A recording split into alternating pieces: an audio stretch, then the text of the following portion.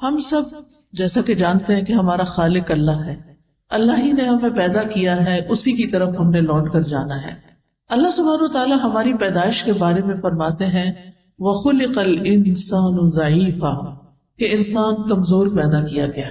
اگرچہ انسان کو باقی ساری مخلوقات پر فضیلت اور شرف حاصل ہے، عزت حاصل ہے، وَلَقَدْ كَرَّمْنَا بَنِي آدم، بنو آدم کو اللہ تعالیٰ نے عزت بخشی ہے، لیکن بہرحال وہ اپنی نیچر میں کمزور بھی ہے۔ جب اس کو کوئی تکلیف آتی ہے تو وہ جزا فضا کرتا ہے، جب خوشی ملتی ہے تو بعض اوقات آپے سے باہر ہو جاتا ہے۔ اللہ سبحانہ وتعالیٰ نے انسان کے اندر یہ سب کچھ کیوں رکھا ہے؟ اس لیے کہ اگر اللہ تعالیٰ انسان کو شیر جیسی طاقت دے دیتا اور ہاتھی جیسا جسم دے دیتا اور اسی طرح پرندوں جیسی اڑان بھی دے دیتا تو پھر انسان آپے سے باہر ہو جاتا، اپنے رب کے آگے نہ جھکتا۔ اللہ سبحانہ وتعالیٰ نے انسان کو اپنی عبادت کے لیے پیدا کیا، اپنی اطاعت کے لیے، اپنی پہچان کے لیے۔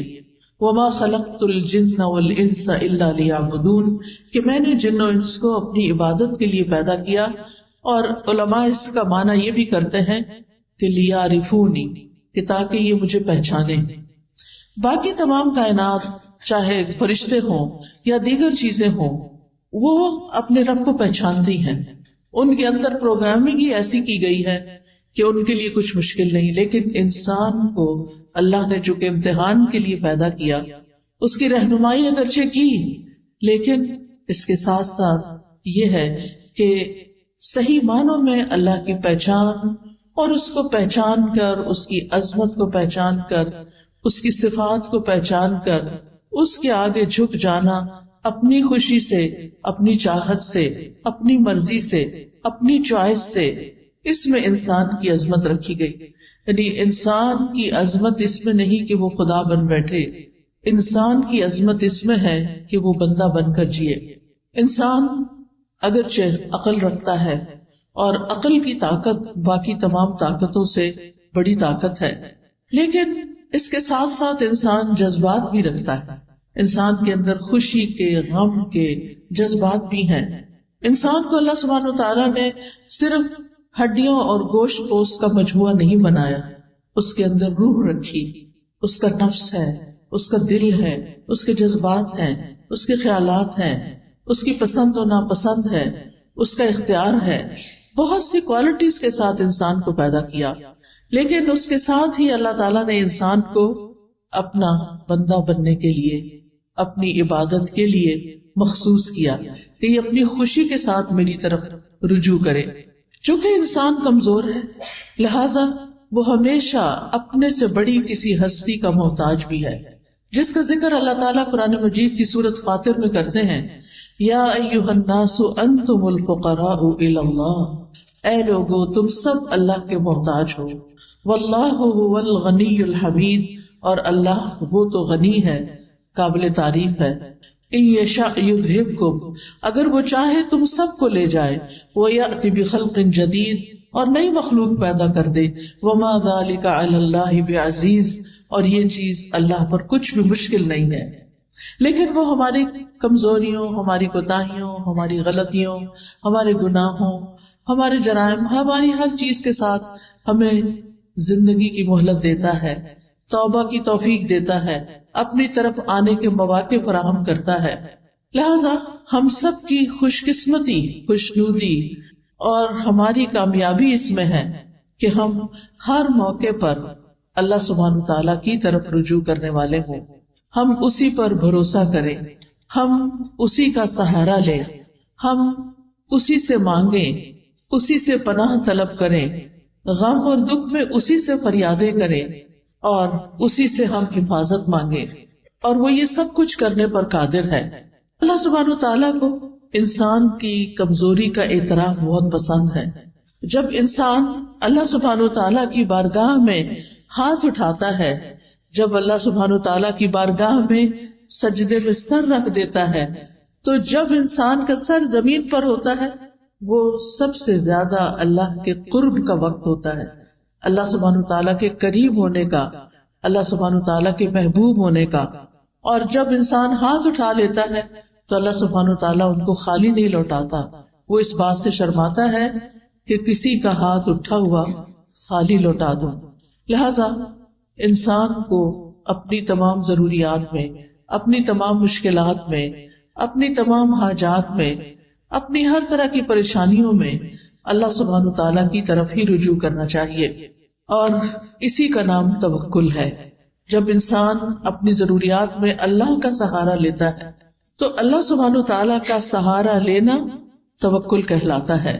اور اسی کی ہم سب کو ضرورت ہے کہ جب ہمیں کچھ مشکل ہو تو ہم کہیں حسبنا اللہ ونعم الوکیل، ہمیں اللہ کافی ہے اور وہی بہترین کارساز ہے، وہی سارے کام بنانے والا ہے.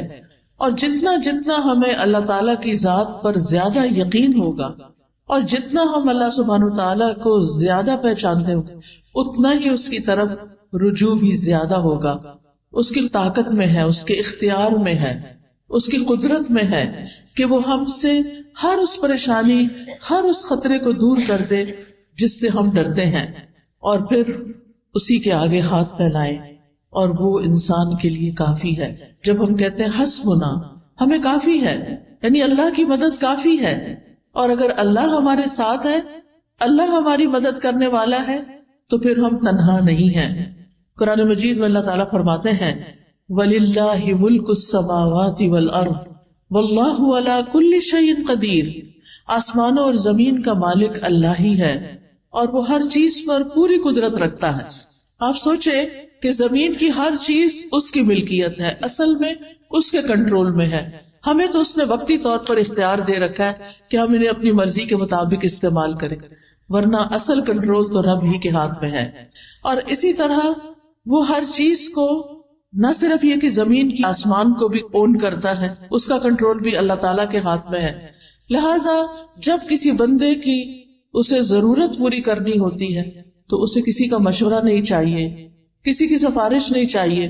وہ سفارش جو بندوں کو اختیار دیا سفارش کرنے کا، انبیاء کو دیا ہے، اپنے اولیاء کو دیا ہے، وہ اس لیے دیا کہ وہ ان کو آنر بخشا ہے، ورنہ وہ تنہا سب کچھ کر سکتا ہے. وہ اکیلے سب کچھ کرنے پر پوری طرح قادر ہے. وہ صرف کن کہتا ہے اور بڑے بڑے کام ہو جاتے ہیں. تبارک الذی بیدہ الملک وہو علی کل شیء قدیر.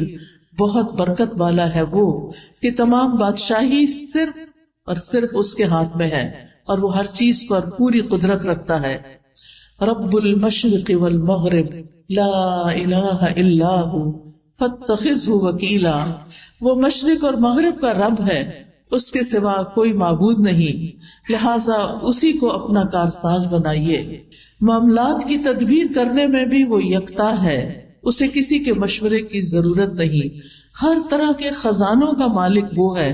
زمین کے خزانوں کا مالک بھی وہی ہے، آسمان کے خزانوں کا مالک بھی وہی ہے، اور ان خزانوں میں کوئی اس کا شریک بھی نہیں.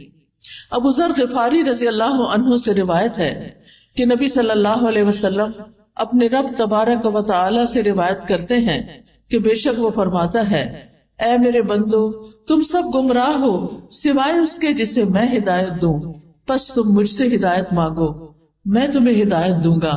اے میرے بندو، تم سب بھوکے ہو سوائے اس کے کہ جسے میں کھلاؤں، پس تم مجھ سے کھانا مانگو، میں تمہیں کھلاؤں گا. اے میرے بندو، تم سب دن رات گناہ کرتے ہو اور میں سارے گناہوں کو بخشتا ہوں، تو تم مجھ سے بخشش مانگو، میں تمہیں بخش دوں گا. اے میرے بندو، اگر تمہارے اولین و آخرین اور جن و انس ایک صاف چٹیل میدان میں کھڑے ہو کر مجھ سے مانگنے لگے اور میں ہر ایک کو جو وہ مجھ سے مانگے عطا کر دوں، تو پھر بھی میرے خزانوں میں کمی نہیں ہوگی مگر جتنی سمندر میں سوئی ڈال کر نکالنے سے کمی آتی ہے. یعنی اللہ سبحانہ وتعالیٰ کے پاس ایسے خزانے موجود ہیں کہ اگر پوری دنیا کے تمام لوگ ایک میدان میں کھڑے ہو جائیں اور وہ اپنی ساری ضروریات مانگے اور اللہ تعالیٰ سب کو عطا کر دے تو بھی اس کے خزانے میں اتنی کمی نہیں ہوتی جتنی سمندر میں سوئی ڈال کر باہر نکالنے سے پانی میں کمی ہوتی. اللہ سبحانہ تعالیٰ کے پاس اتنا کچھ ہے. اور پھر یہ کہ کنٹرول بھی اسی کا، نگہبانی بھی اسی کی، وہی خیر پہنچانے پہ قادر ہے اور تکلیف پہنچانے پہ بھی قادر ہے. سورۃ الانعام میں آتا ہے وَإِن يَمْسَسْكَ اللَّهُ بِضُرٍّ فَلَا كَاشِفَ لَهُ إِلَّا هُوَ وَإِن يَمْسَسْكَ بِخَيْرٍ فَهُوَ عَلَى كُلِّ شَيْءٍ قَدِيرٌ.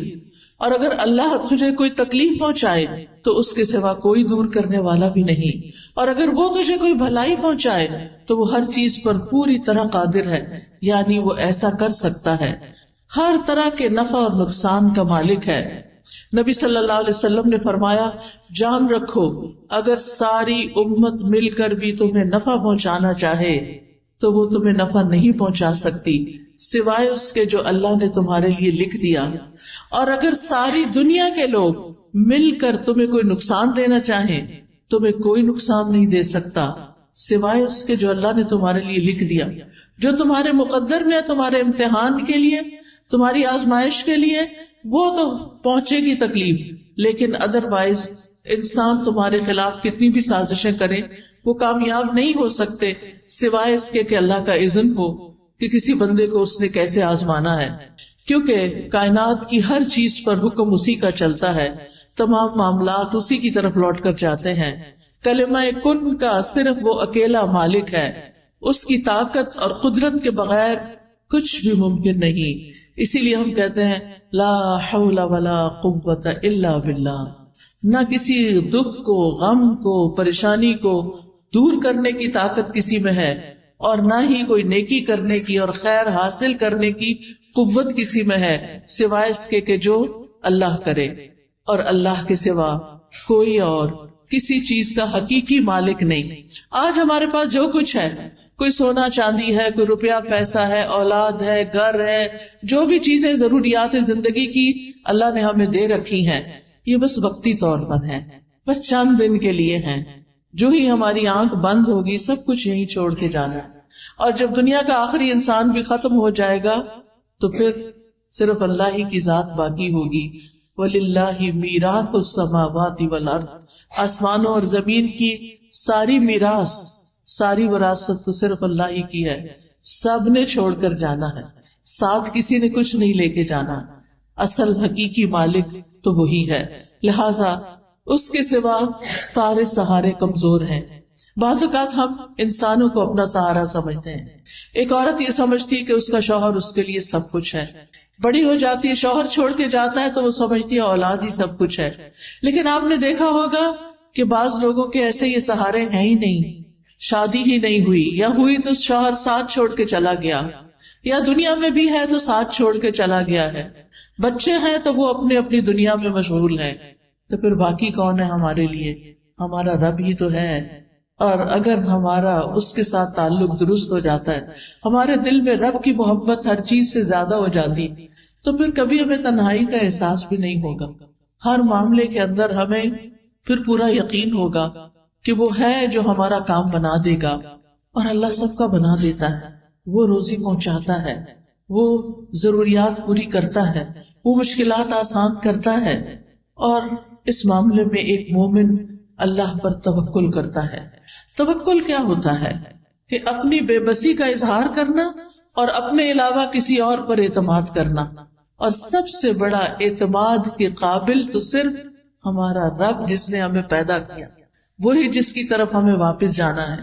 یعنی دنیا اور آخرت کے جتنے بھی فائدے ہیں یا جتنے بھی نقصانات ہیں، ان سب کے معاملے میں صرف اور صرف اللہ رب العزت کی ذات پر بھروسہ کرنا، اور یہ ایمان رکھنا کہ اللہ کے سوا کوئی نہیں دے سکتا، نہ کوئی روک سکتا ہے، نہ کوئی نقصان دے سکتا ہے، اور نہ کوئی فائدہ پہنچا سکتا ہے. حتیٰ کہ ہمارے ماں باپ بھی، ہمارے بہن بھائی بھی، ہمارے عزیز قریب بھی اسی وقت ہمیں کچھ فائدہ پہنچا سکتے ہیں جب اللہ ان کے دل میں ڈالتا ہے. اصل قوت اللہ ہی کی ہوتی. آپ نے کبھی تجربہ کیا ہوگا کہ کچھ وقت ایسا ہوتا ہے کہ ہمارے پیارے ہمارے بڑے قریب ہوتے ہیں، اور کبھی کبھی وہی نگاہیں پھیر لیتے ہیں. رات ہی کوئی خاتون مجھ سے ذکر کر رہی تھی کہ ان کی بیٹی نے 10 سال شادی نہیں کی، کہ میں نے کسی خاص اسی بندے سے شادی کرنی ہے جس کو وہ پسند کرتی تھی. کہتی 10 سال اس نے سٹینڈ لیا، باپ مانتا ہی نہیں تھا، خاندان مانتا نہیں تھا، لیکن اس لڑکی نے کہا اگر نہیں شادی کریں گے تو شادی نہیں کروں گا. اتنی محبت، دونوں میں ہی بڑی محبت. لڑکے نے بھی شادی نہیں کی، اس نے بھی شادی نہیں کی، شادی ہوئی ہے، 8-10 سال بڑے اچھے گزرے ہیں، اور پھر لڑکے کی نگاہیں بدل گئی اور عورتوں میں دلچسپی لینی شروع کر دی، اور لڑکی ہے کہ غم کے مارے اس کا برا حال ہے۔ ہر نعمت اللہ نے اس کو دی، لیکن اس کو دنیا کی کوئی چیز اچھی نہیں لگتی۔ ہوتا یہی ہے جب ہم اللہ سے بڑھ کر کسی کو چاہتے ہیں، جب اللہ سے زیادہ کسی سے محبت ہو جائے، جب اللہ سے زیادہ کسی کو سہارا سمجھنے لگے، تو اللہ سبحانہ وتعالیٰ دنیا میں ہمیں دکھاتا ہے کہ دیکھو یہ کام کے نہیں ہیں۔ اللہ تعالیٰ کو غیرت آتی ہے اس بات پر کہ بندہ اللہ سے بڑھ کر کسی اور سے محبت کرے، لہذا وہ بندہ ہی انسان کو توڑ دیتا ہے، وہ بندہ ہی انسان کو چھوڑ دیتا ہے، اور پھر باقی کون ہوتا ہے؟ صرف اللہ ہی ہوتا ہے۔ لہذا ہم سب کا فائدہ اسی میں ہے، چاہے ساری دنیا ہم سے محبت کرنے والی ہو، لیکن ہم پھر بھی صرف اللہ کی طرف رجوع کرنے والے۔ محبت کرنے والوں سے محبت ضرور کریں، لیکن اللہ سے بڑھ کر نہیں، جس نے ہمیں سب کچھ دیا۔ ہمارا سب کچھ اسی کے لیے ہونا چاہیے جس نے ہمیں یہ سب کچھ عطا کیا ہے۔ ہمارا یہ جسم، ہماری یہ سننے دیکھنے کی قوت، ہماری یہ بولنے کی قوت، ہمارا کھانا پینا، رزق روزی، سب کچھ تو اس کی طرف سے آیا ہے، لہٰذا ہمیں رجوع بھی اسی کی طرف کرنا چاہیے، اپنا سب کچھ اسی کے نام کرنا چاہیے۔ حیاتی کلہ للہ، اپنی ساری زندگی اسی کے لیے وقف کرنی چاہیے، اسی کو راضی کرنے کے لیے، اسی کو خوش کرنے کے لیے۔ لہٰذا یہ یقین رکھنا بے حد ضروری ہے کہ اللہ ہی ہمارے لیے کافی ہے۔ ابن الجوزی توکل کی تعریف کرتے ہوئے کہتے ہیں، توکل یہ ہے کہ انسان اللہ پر بھروسہ کرتے ہوئے اللہ کی اچھی تدبیر کی بنا پر اپنا معاملہ اللہ کے سپرد کر دے۔ یعنی زندگی میں جب بھی کوئی اہم معاملہ پیش آئے، کوئی غم ہو، کوئی دکھ ہو، کوئی پریشانی ہو، کوئی مسئلہ اٹک جائے، تو پھر کیا کرے؟ کوشش ضرور کرے، لیکن بھروسہ صرف اللہ پہ کرے، اور اللہ سبحانہ تعالیٰ سے دعا کرے کہ اللہ تو سب کچھ کر سکتا ہے، تیرے لیے تو کچھ بھی مشکل نہیں۔ ہم انسان ہیں، ہم فقیر ہیں، ہم کمزور ہیں، تو کمزور نہیں، تو رب العرش العظیم ہے، تو عظیم عرش کا رب ہے، تو آسمانوں کا مالک ہے، تو زمین کا مالک ہے، تو چاند ستاروں کا مالک ہے، تو ہر چیز کا مالک ہے۔ تیرے لیے تو یہ کام کچھ بھی نہیں، تیرے لیے تو اس مشکل کو آسان کرنا کچھ بھی نہیں، اس لیے میں تجھی سے فریاد کرتی ہوں، تیری ہی طرف رجوع کرتی ہوں، تیرے ہی آگے جھکتی ہوں اور تجھی سے سوال کرتی ہوں۔ تو مانگنے سے خوش ہوتا ہے، تیرے بندوں سے مانگے تو وہ ناراض ہوتے ہیں۔ جب تجھ سے سوال کرتے ہیں تو پسند کرتا ہے اپنی طرف لوٹ کر آنا، لیکن جب بندوں سے کچھ مانگتے ہیں تو بندے ناراض ہوتے ہیں۔ ابن رجب حنبلی کہتے ہیں، توکل یہ ہے کہ دنیا اور آخرت کے تمام امور میں فائدوں کو حاصل کرنے اور تکلیفوں کو دور کرنے میں اللہ عز و جل پر دل سے سچا اعتماد، یعنی جب کوئی مشکل پیش آئے تو انسان گھبرائے نہیں، فوراً رب کی طرف دل ہی دل میں رجوع کرے اور کہے میرا رب کر دے گا، ان ذالک علی اللہ یسیر، میرے رب کے لیے یہ کام بہت آسان ہے، اس کے لیے مشکل نہیں ہے۔ اسی طرح عبداللہ بن داؤد کہتے ہیں کہ توکل یہ ہے کہ انسان اللہ سے اچھا گمان رکھے، ہمیشہ پازیٹو رہے، مایوسی کی طرف نہ جائے، کیونکہ مایوسی کفر ہے، مایوسی انسان کو خودکشی تک لے جاتی ہے، مایوس انسان زندگی کو انجوائے نہیں کر سکتا۔ لہذا ہمیشہ امید سے رہے، اللہ تعالیٰ کی طرف رجوع کرتے ہوئے ہمیشہ یہ سوچے کہ یہ مشکل آسان ہو جائے گی، ہو جائے گا، اللہ ہے نا۔ عام طور پہ لوگ کہتے میں ہوں نا، لیکن بہت دفعہ میرے ہوتے ہوئے بھی کچھ نہیں ہوتا، لیکن جس کی زندگی میں رب ہوتا ہے اس کے لیے کچھ بھی مشکل نہیں رہتا۔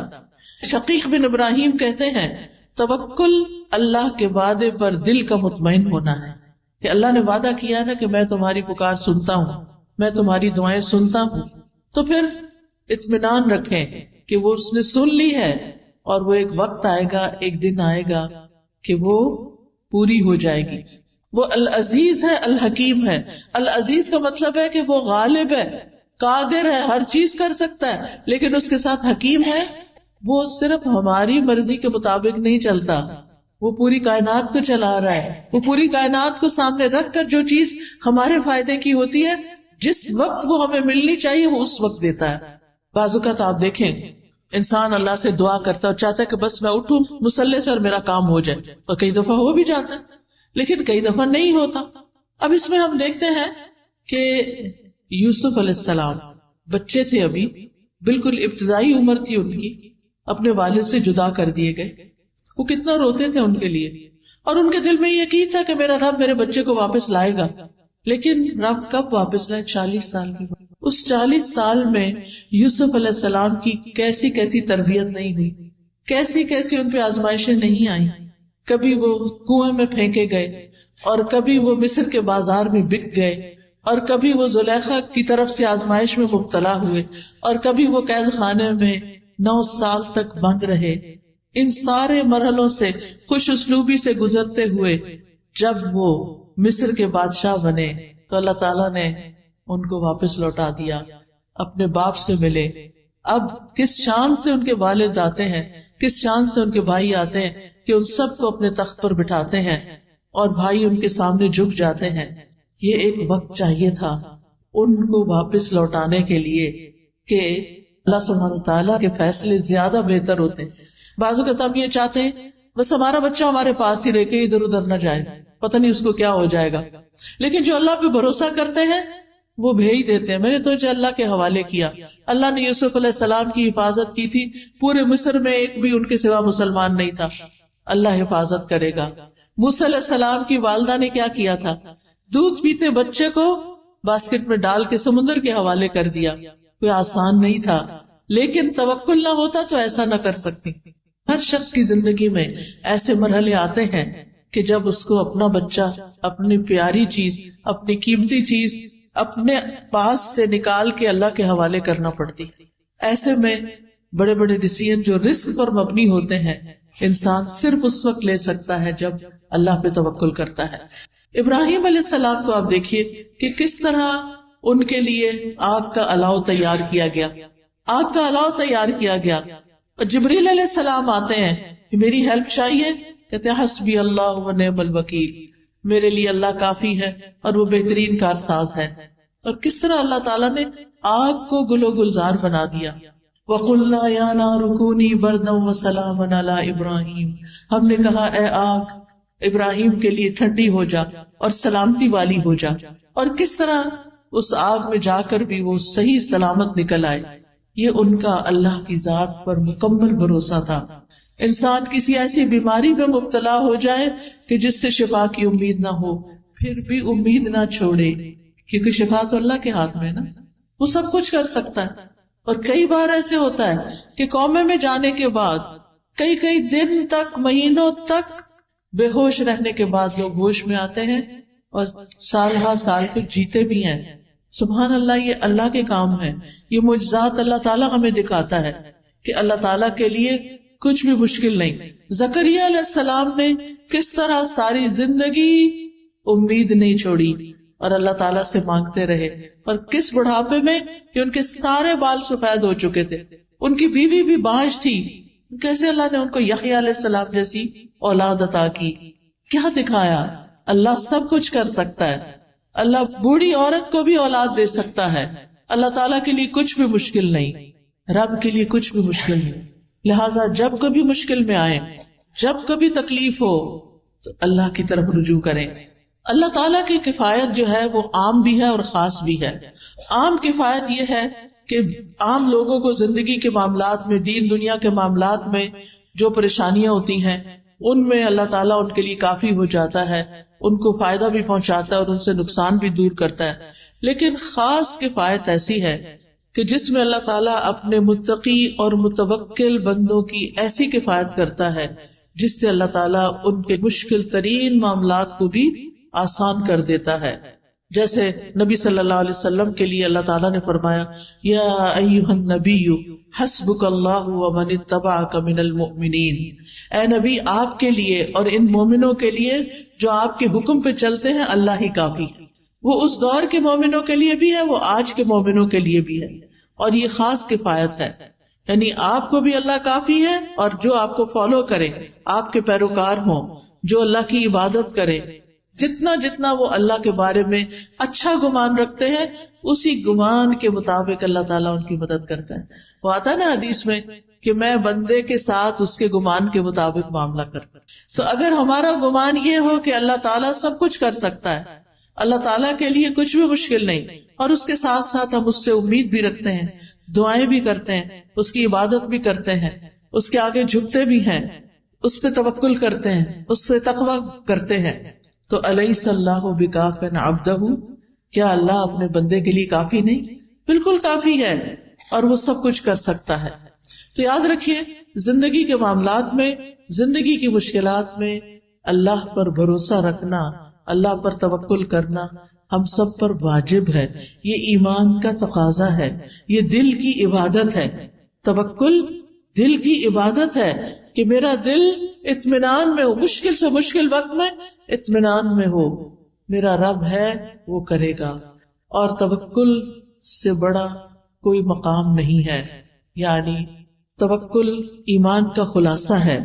اللہ تعالیٰ نے نبی صلی اللہ علیہ وسلم کو حکم دیا فَتَوَكَّلْ عَلَى اللَّهِ إِنَّكَ عَلَى الْحَقِّ الْمُبِينِ، آپ اللہ پہ بھروسہ کیجئے، آپ یقیناً واضح حق پر ہیں. تو خاص طور پر جب انسان اپنے معاملات میں کھرا ہو، سچا ہو، واضح ہو، اس وقت اس کو ساری دنیا کی مخالفت کا بھی سامنا ہو تو بالکل ریلیکسڈ ہو اور اللہ کو اپنی مدد کے لیے کافی سمجھے کہ میں نے کسی کو دھوکہ نہیں دیا، میں نے کسی کے ساتھ ظلم نہیں کیا، میں نے کسی کا برا نہیں چاہا. اللہ تعالیٰ میرا برا نہیں کرے گا، وہ میرے ساتھ اچھا ہی کرے گا. اللہ تعالیٰ کے ساتھ پھر انسان حسن ظن رکھے. اللہ تعالیٰ فرماتے ہیں وَتَوَكَّلْ عَلَى الْحَيِّ الَّذِي لَا يَمُوتُ وَسَبِّحْ بِحَمْدِهِ، اور زندہ پر بھروسہ کیجئے جو کبھی نہیں مرے گا، اور اس کی حمد کے ساتھ اس کی تسبیح کیجئے. اور پھر وَعَلَى اللَّهِ فَلْيَتَوَكَّلِ الْمُتَوَكِّلُونَ، بھروسہ کرنے والوں کو اللہ ہی پر بھروسہ کرنا چاہیے، کیونکہ وَكَفَى بِرَبِّكَ وَكِيلًا، تیرے رب کا کارساز ہونا بالکل کافی ہے، اور وہ بندے کو ہر وقت میں کافی ہے، دن ہو یا رات ہو، صبح ہو یا شام ہو، اچھے حالات ہو یا تکلیف دہ حالات ہو، صحت ہو یا بیماری ہو، ہر حال میں وہ کافی ہے. وَكَفَى بِرَبِّكَ هَادِيًا وَنَصِيرًا، انسان کو کسی معاملے میں رہنمائی چاہیے. بعض ڈیسیژن مشکل ہوتے ہیں، کبھی انسان کسی سے مشورہ کرتا ہے، کسی سے کرتا ہے، کرنے چاہیے مشورے، لیکن اس کے بعد اپنے رب پہ بھروسہ کر کے، توکل کر کے فیصلہ کر لینا چاہیے.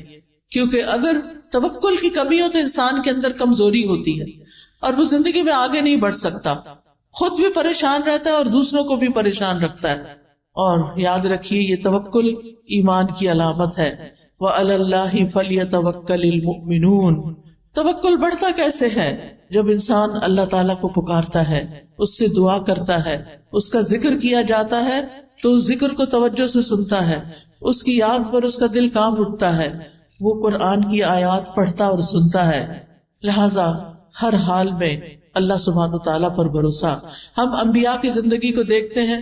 ہود علیہ السلام نے اللہ پر توکل کیا. سورۃ ہود میں آتا ہے انی توکلت علی اللہ ربی و ربکم، میں نے اپنے رب پر بھروسہ کیا جو میرا بھی رب ہے اور تمہارا بھی رب ہے. نوح علیہ السلام نے اللہ پر توکل کیا. وہ کہتے ہیں کہ فعلی اللہ توکلت، میں نے اللہ پہ بھروسہ کیا ہے. تم جو میری کوئی بات نہیں مانتے اور میری نصیحت کو تم اپنے لیے بڑا بوجھل سمجھتے ہو اور میری مخالفت کرتے ہو، تو میں اس معاملے میں صرف اللہ پہ بھروسہ کر کے اپنا کام جاری رکھے ہوئے ہوں. ابراہیم علیہ السلام نے تو آپ نے ابھی سنا کہ کس طرح ان کو آگ میں ڈالا گیا تو اللہ ہی پر بھروسہ کیا. موسیٰ علیہ السلام نے بھی اللہ پہ بھروسہ کیا. جب بنی اسرائیل کو لے کر چلے تو سامنے سمندر تھا، پیچھے فوجیں تھی، بنی اسرائیل گھبرا اٹھے تو انہوں نے کیا کہا؟ کلا ان معی ربی سیہدین، ہرگز نہیں، میرے ساتھ تو میرا رب ہے، وہ ضرور میری مدد کرے گا. نبی صلی اللہ علیہ وسلم نے غار ثور میں اللہ ہی پر بھروسہ کیا. جب حضرت ابوبکر گھبرا اٹھے کہ دشمن بالکل سامنے آ چکا ہے، اب ہم کیسے بچیں گے، تو آپ نے فرمایا کہ لا تحزن ان اللہ معنا، غم نہ کرو، اللہ ہمارے ساتھ ہے، ہم اللہ کے راستے میں نکلے ہیں، تو کیا وہ ہماری مدد نہیں کرے گا؟ فانزل اللہ سکینتہ علیہ، اس بات کے بعد اللہ نے ان کے اوپر سکینت اتار دی. وَأَيَّدَهُ بِجُنُودٍ لَّمْ تَرَوْهَا، اور ان کی مدد ایسے لشکروں کے ساتھ کی جو تم نے دیکھے ہی نہیں.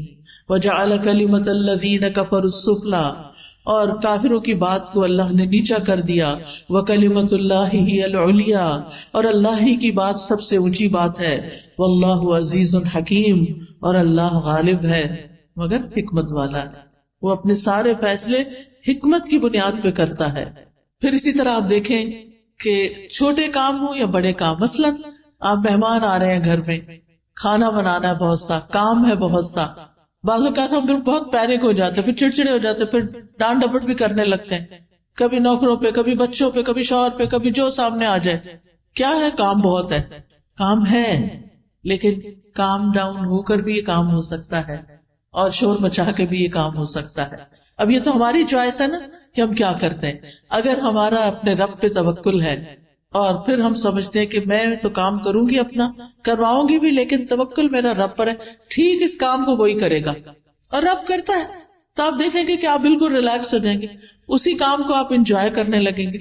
پھر اسی طرح بعض اوقات انسان کو لوگوں کا ڈر ہوتا ہے کہ پتہ نہیں کون میرے خلاف کیا کر دے، کوئی کچھ نہیں کر سکتا. جب لوگوں کا خوف ہو تو بھی توکل کریں، اللہ ہی پر بھروسہ کریں. اگر لوگ منہ موڑ جائیں، بعض اوقات لوگ کہتے ہیں ہم آپ کے لیے یہ کر دیں گے، وہ کر دیں گے، اور پھر جب اینڈ ٹائم آتا ہے کام کا وہ کہیں غائب ہو جاتے ہیں. ایسے میں بھی صرف اللہ پر بھروسہ کریں. پھر اگر کوئی چیز آپ کو غم زدہ کرتی ہے، کوئی چیز آپ کو ہرٹ کرتی ہے، کوئی دکھ دیتی ہے، تو آپ کہیں کہ میں نے اپنا معاملہ اللہ کے سپرد کیا، میرا بھروسہ اللہ پہ ہے، اللہ مجھے کافی ہے. یہ لوگ مجھے تکلیف دے رہے ہیں، ستا رہے ہیں، ان کے مقابلے میں اللہ مجھے کافی ہے. پھر اسی طرح جان کا بھی خوف ہو تب بھی اللہ کو کافی سمجھے. جب کوئی نقصان دینے کا ارادہ کرے، کوئی دھمکی دے، بعض اوقات انسان کو ایسے لوگوں سے واسطہ پیش آ جاتا ہے کہ جو آپ کی خواہ مخواہ میں جان کے دشمن بن جاتے ہیں. ایسے میں بھی اللہ پر بھروسہ کریں، اللہ کو کافی سمجھیں. اور یہ آیت تو اتنی خوبصورت ہے. جب کووڈ شروع ہوا تھا اور سب لوگ بہت زیادہ خوف زدہ ہو گئے تھے، تو میں نے اس آیت پر ایک لیکچر دیا تھا، قُلْ لَن يُصِيبَنَا إِلَّا مَا كَتَبَ اللَّهُ لَنَا هُوَ مَوْلَانَا وَعَلَى اللَّهِ فَلْيَتَوَكَّلِ الْمُؤْمِنُونَ. ان سے کہو ہمیں اگر کوئی مصیبت آئے گی تو صرف وہی آئے گی جو اللہ نے ہمارے مقدر میں لکھی ہے، ورنہ کوئی مصیبت نہیں آنے والی. ضروری نہیں کہ کووڈ ساری دنیا میں پھیلا ہوا ہے تو ہمیں بھی ہٹ کرے، نہیں، اگر اللہ نہیں چاہے گا تو بچ جائیں گے. اگر موت لکھی ہے تو بچ نہیں سکتے، وہ تو کسی وقت بھی آنی. وہ کووڈ نہ بھی آتا تو جو جانے کا وقت ہے اس پہ تو جانا ہی پڑے گا. وہی ہمارا سرپرست ہے، اور مومنوں کو اللہ ہی پر بھروسہ کرنا چاہیے. اسی طرح جب زیادہ دشمنوں کا خوف ہو اور لوگ آپ کے خلاف چالیں چل رہے ہوں، بعض اوقات ایسا ہوتا ہے نا کہ آفیسز میں آپ کے ہسبینڈ بہت ایماندار ہیں، اللہ پہ بھروسہ کرنے والے ہیں، کام بہت اچھا کرتے ہیں، لیکن کچھ لوگ بڑوں کے کان بھر کے ان کو نقصان دینے کی کوشش کرتے. اس وقت انسان بہت پریشان ہوتا ہے کہ اب کیا کروں. اس وقت بھی اپنی فریاد اللہ سے کرے اور اللہ پہ بھروسہ کرے. اللہ تعالیٰ کسی محسن کا اجر ضائع نہیں کرتا. اگر اللہ نے وہاں ترقی دینی ہوئی تو وہ بھی دے گا، اور اگر نہیں دینی، کسی اور جگہ پہ لے جانا ہے، شاید اسی میں ہمارے لیے خیر ہو. اللہ سبحانہ وتعالیٰ بندے کو جس حال میں رکھتا ہے بندے کے لیے اسی میں خیر ہوتی ہے، اور یہی تقدیر پر ایمان لانا ہوتا ہے. کچھ چیزیں ہماری مرضی کے خلاف ہوتی ہیں لیکن ہمیں وہ ایکسپٹ کرنی پڑتی، وہ کڑوی ہوتی ہیں لیکن وہ نگلنی پڑتی کیونکہ انہی میں شفا ہوتی ہے. تو اس لیے کبھی بھی اللہ تعالیٰ سے ناراض نہیں ہونا چاہیے، اور جب مدد چاہیے تو اللہ ہی سے مدد مانگے. جب کوئی اذیت دے تو اللہ کو کافی سمجھے. اگر لوگ الزام لگائیں تو بھی اللہ کو کافی سمجھیں. نبی صلی اللہ علیہ وسلم نے فرمایا، ایک کہانی ہے یہ، ایک بچہ اپنی ماں کا دودھ پی رہا تھا تو ایک آدمی ایک عمدہ سواری پر بہترین لباس پہنے ہوئے وہاں سے گزرا. تو اس بچے کی ماں نے کہا، اے اللہ میرے بیٹے کو اس جیسا بنا دے. وہ اچھا لگا تو کہا، ہر ماں کی خواہش ہوتی ہے کہ میرا بچہ بھی کامیاب انسان کی طرح ہو. بچے نے دودھ چھوڑ کر سوار کی طرف دیکھا اور دیکھتا رہا. پھر وہ بچہ کہنے لگا، اللہ مجھے اس جیسا نہ بنانا. پھر وہ ایک لونڈی کے پاس سے گزرے، یعنی ماں بیٹا، جسے لوگ مارتے ہوئے کہہ رہے تھے کہ تو نے زنا کیا ہے، تو نے چوری کی ہے. وہ جواب میں کہتی، حسبی اللہ و نعم الوکیل، یعنی میں نے نہیں کی، اب میرا کوئی مددگار نہیں، میرے لیے اللہ کافی ہے اور تو بہترین کارساز ہے. اس بچے کی ماں نے کہا اے اللہ تو میرے بیٹے کو اس عورت کی طرح نہ بنانا. بچے نے پھر دودھ پینا چھوڑا, اس عورت باندی کی طرف دیکھا اور کہنے لگا اللہ مجھے اس جیسا بنا دے. بچے نے کہا بے شک وہ پہلا آدمی جابر تھا, ظالم تھا, تو میں نے کہا اللہ مجھے اس جیسا نہ بنانا. اور یہ عورت جس سے یہ لوگ کہہ رہے تھے کہ تو نے زنا کیا, نہ اس نے زنا کیا تھا نہ چوری کی, تو میں نے اس لیے کہا کہ اللہ مجھے اس جیسا بنا دے. کہانی کا مطلب کیا ہے کہ اگر کوئی آپ پر الزام لگائے تو اللہ تعالیٰ دودھ پیتے بچے کو بھی آپ کے حق میں کھڑا کر سکتا ہے اور آپ کی صفائی اس کے ذریعے بھی پیش ہو سکتی ہے. اللہ کافی ہے نا. وہ اللہ کو پکار رہی تھی, کوئی آگے نہیں بڑھا اس کی مدد کے لیے. ایک راہ چلتی ایک عام سی عورت کا بچہ دودھ چھوڑ کے بول رہا ہے اس عورت نے چوری نہیں کی, اس عورت نے زنا نہیں کیا, تو بری ہو گئی. کیونکہ اگر کوئی بڑا کہتا نا, کوئی اس کی بات نہ مانتا, تو بچے تو بولتے نہیں, تو اللہ نے ایک بچے کو بلوا کے اس کا دفاع فرمایا. پھر اسی طرح آپ دیکھیں کہ بعض اوقات زندگی میں ہمیں کچھ ایسے فیصلے کرنے پڑتے ہیں جو ہمیں پسند نہیں ہوتے, ہمارے لیے بڑے مشکل ہوتے ہیں. مثال کے طور پر بعض اوقات خاندان کے اندر لڑائیاں ہو جاتی ہیں, آپس میں رشتے دار کٹ جاتے ہیں, پھر کوئی بیچ میں پڑتا ہے اور وہ آ کے کہتا ہے صلح کر لو. ہم کہتے نہیں اگر ہم نے صلح کی تو پھر ہمیں وہی مشکل دیکھنی پڑے گی. ایسے موقع پر بھی اللہ پر بھروسہ کریں, لوگوں کو معاف کر دیں, اللہ پہ توکل کریں. کوئی کچھ نقصان نہیں دے سکتا جب تک اللہ نہ چاہے. اگر کسی چیز سے بدشگونی ہو, بدشگونی کا کیا ہے, جیسے لوگ کہتے کالی بلی گزر گئی, یا یہ پرندہ اڑ کے الٹی طرف چلا گیا ہے, یعنی مختلف چیزوں سے شگون لیتے ہیں. تو بدشگونی منع ہے ہمارے دین میں کہ چیزوں سے شگون نہ لیں. لیکن اگر کبھی ایسی کوئی چیز دل میں شیطان ڈال دے تو پھر اپنے کام کو جاری رکھیں اور اللہ پہ بھروسہ رکھیں. یعنی کچھ لوگ ہوتے ہیں وہ کام چھوڑ دیتے ہیں. کئی دفعہ ایسے ہوتا ہے نا کہ ہم شام کی فلائٹ پہ جانے والے ہوتے ہیں, صبح کی فلائٹ کا کریش ہو جاتا ہے. کبھی کبھی ایسے خبریں سننے کو ملتی, ہم کیا کہتے ہیں ہم نے نہیں جانا. نہیں, کام جاری رہی. اس کو بدشگونی نہ لے کہ وہ صبح ہوا تو آج کے دن شام بھی ہوگا, کیونکہ اس طرح انسان اگر شگون لینے لگے تو زندگی کے کام رک جاتے ہیں. نفع نقصان اللہ کے ہاتھ میں ہے. وہ جو چلے گئے ان کی شہادت لکھی گئی, اللہ ان کو آخرت میں اچھا دے گا اس تکلیف کے بدلے.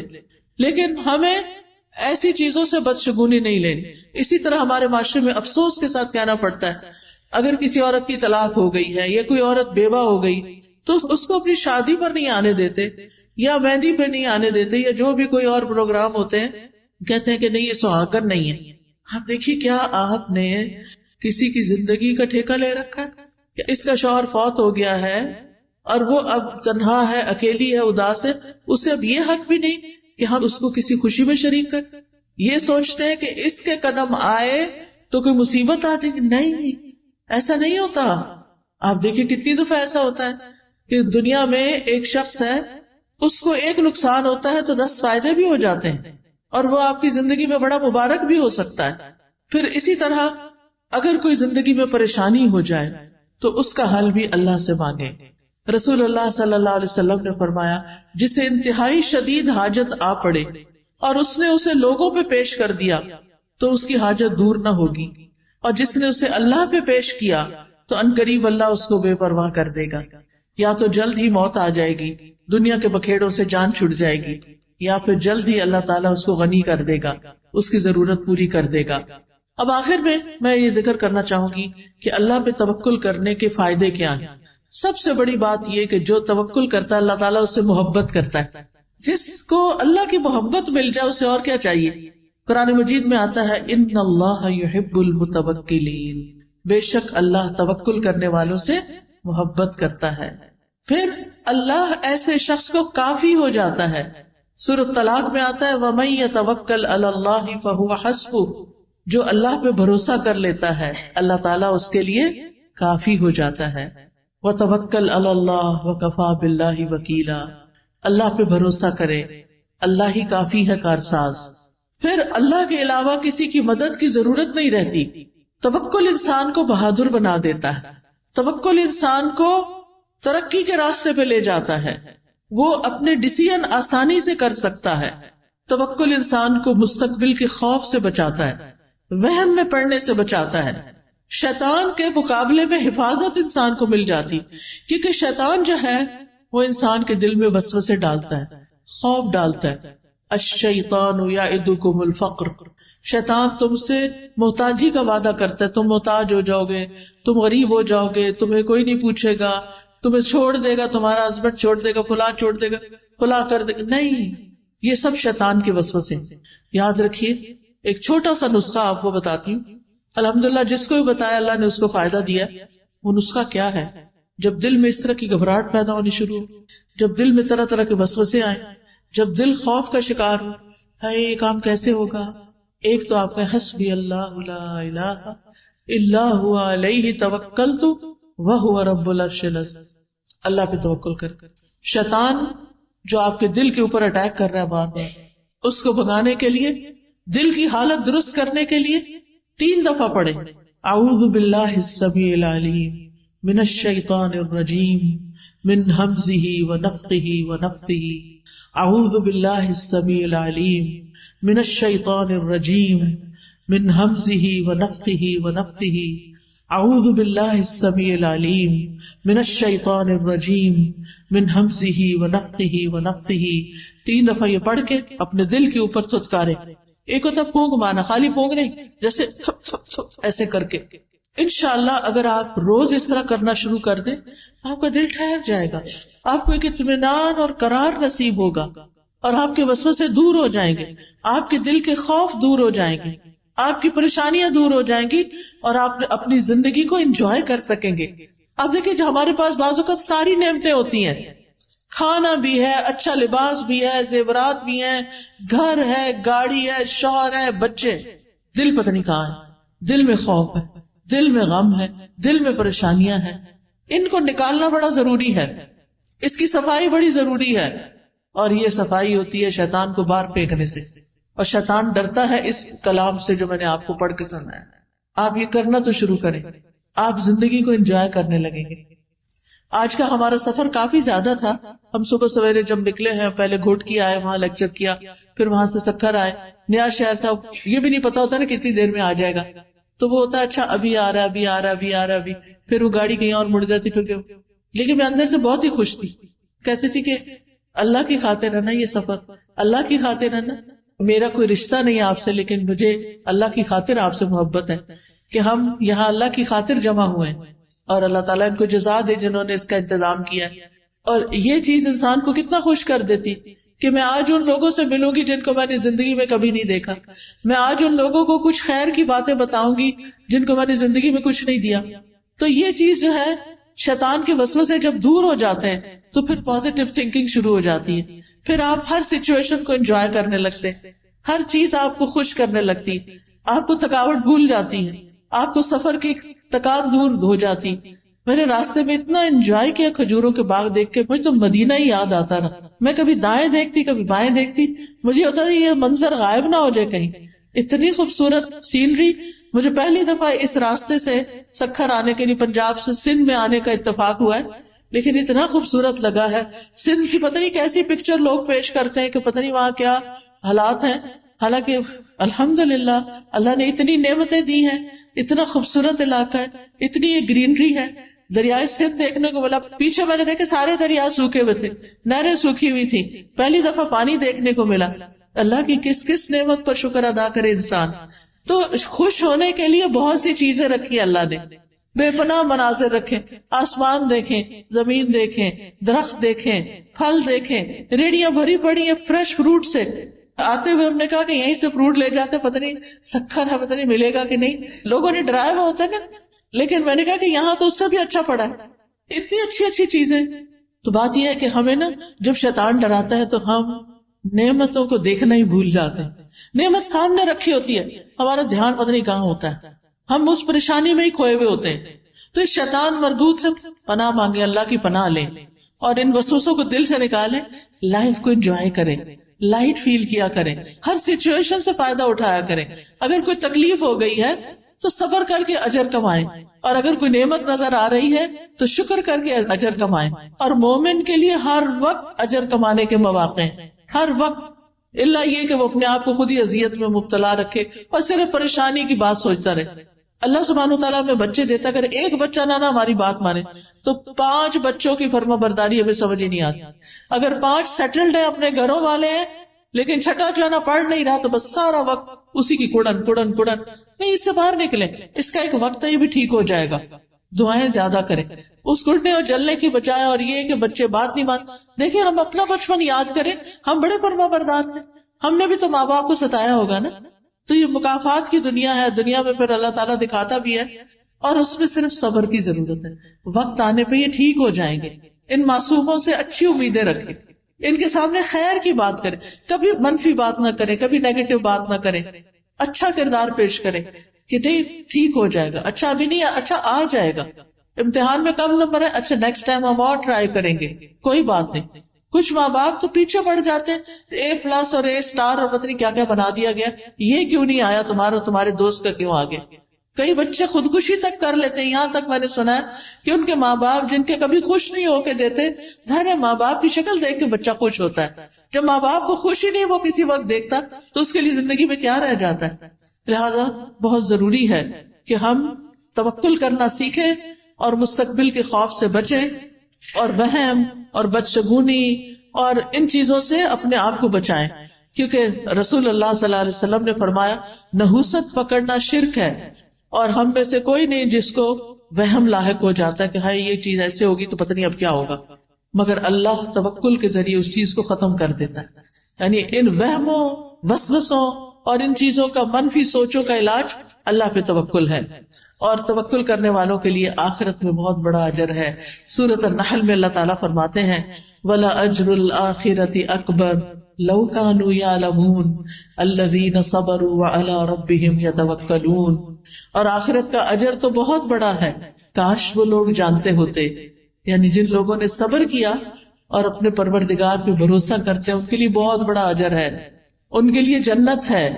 اللہ تعالیٰ فرماتے ہیں والذین آمنوا وعملوا الصالحات، وہ لوگ جو ایمان لائے اور انہوں نے نیک عمل کیے، لنبوئنہم من الجنۃ غرفا، ہم ضرور انہیں جنت کے اونچے گھروں میں جگہ دیں گے، تجری من تحتها الانہار، جن کے نیچے سے نہریں بہتی ہیں، خالدین فیہا، وہ اس میں ہمیشہ رہیں گے.